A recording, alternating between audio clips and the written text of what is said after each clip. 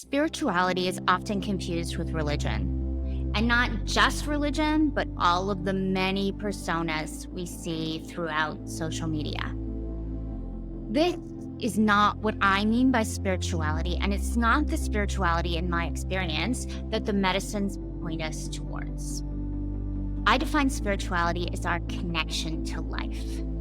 In this episode, I'm going to talk about how microdosing supports us in our spiritual connection and why spiritual connection is so important for realizing our intention.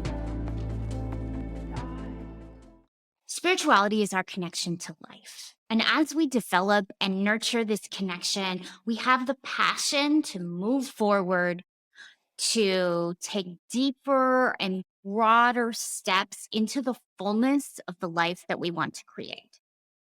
There are specific ways to foster this connection, and microdosing absolutely supports us in this journey. So, what is spirituality? How are we measuring this?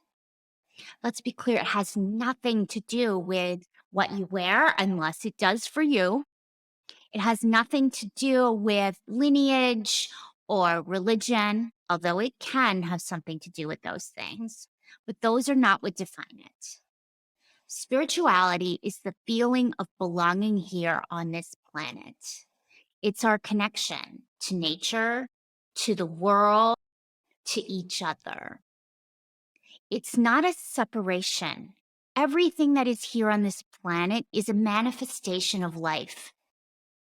Either we have created it or the natural world has created it. And even that's a false distinction because we are the natural world. Spirituality is a connection to everything.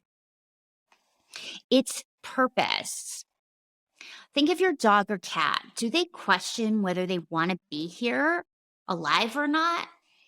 No, they have purpose. That doesn't mean that they can write it out in a statement, but we've mistaken words for purpose. Purpose is an experience of belonging, of living our life. And when Rose got into the back of my Jeep today and got to daycare, she was living her purpose. She knew exactly where she was going. She was going where she wanted to be going. And that's purpose. It's alignment. It's flow. Connection to nature. Aliveness. Spirituality is also fire and passion. It's what drives us. It's what we want. It's beyond the mind. It's not the ideas of what we think we should want. It's what we want, what juices us. There might be something you think you want. That's different from what you want. Synchronicity and signs and magic, those are all part of spirituality. Evidence that we're in flow. Evidence that there's more than what my consciousness is aware of.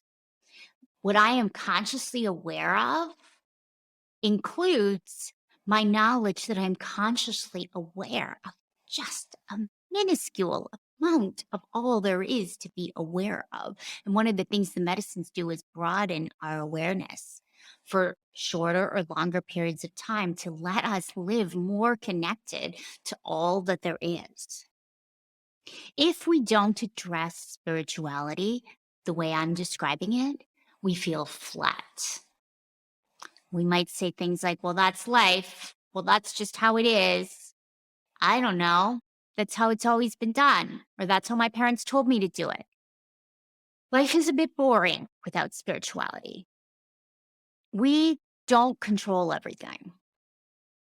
And if we live from a place where we think we control everything, which is like a hyper-rational place, we don't have our juice and we're living in a kind of delusion. And so purpose eludes us.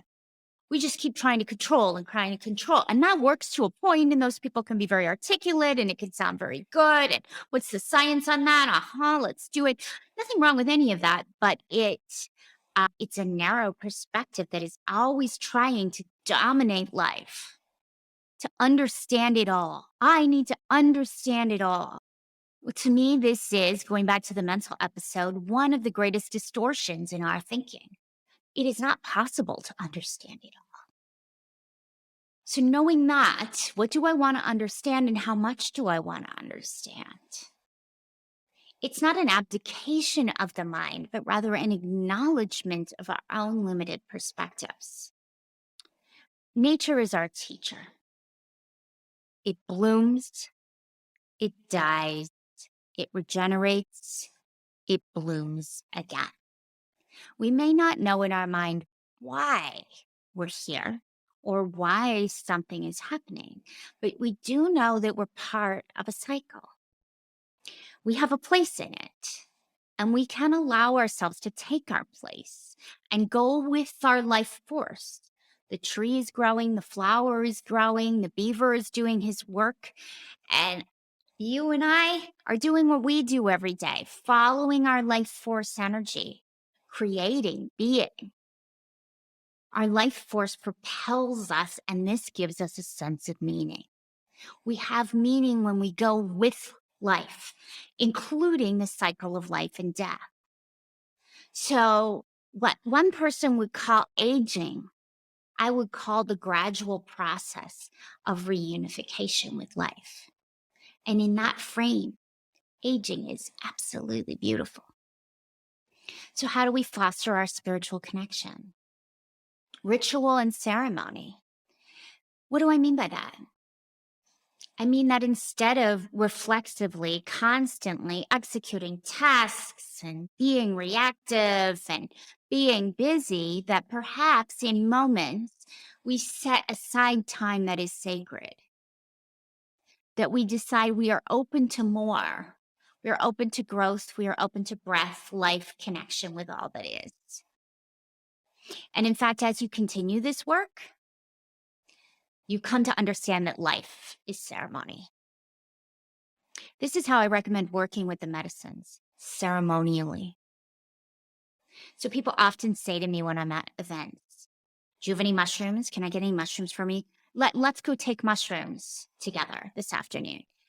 And what they don't understand about my personal relationship with the mushrooms is that I do it with intent. Recreational use is absolutely fine. There's no morality to this. But for me, my relationship with these plants is about something more and giving the space and attention to allow that more to unfold. And if I feel that the energy is about escaping or could be potentially negative, I won't engage with the sacred plants in that circumstance. That's just one example. I think in particular, when it comes to the medicines, ritual and ceremony is valuable because of the power of the energy. None of us can control that energy. You never know what's going to happen. And to me, setting intent and being very careful about the setting in which we experience these medicines honors them and honors that power. Nature is another great way to connect with spirituality. In the form I'm talking about, just to connect with life, to feel ourselves, to move our body. Following what juices us up. This is spiritual. This is spiritual. Doing what we want to do is highly spiritual because we are moving with life. We spend so much time fighting aging, fighting time. What if we could go with it? What would that look like to go with life? Where is life flowing for you right now? That is spiritual. And then there's so many practices, meditation, magic, lineages, and they're all valuable. I've learned so much from all of the many spiritual experiences I've had. The exploration of magic has been extremely powerful in my life. And it's a wild one if you feel called there. There's so much potential. So many people have studied the human experience in so many different ways. And there is so much to be learned from all the mystical traditions, from all the lineages. It's really, really powerful. And for me, I did have joined two separate spiritual lineages in addition to my Christian heritage. And I've stepped away from both of them in a kind of natural outgrowing. I think there's absolutely a place for lineage, and there's absolutely a place for us to experience life and take the responsibility that comes with the freedom that feels a little unmooring. Like there's nobody telling me what to do and how to be enlightened and how to grow. That's quite something. So I think there's a place for strong containers that help us grow and the things we can gain in there and the teachings and the ceremonies. And then there's also a place for the freedom of being human and taking responsibility for my own path.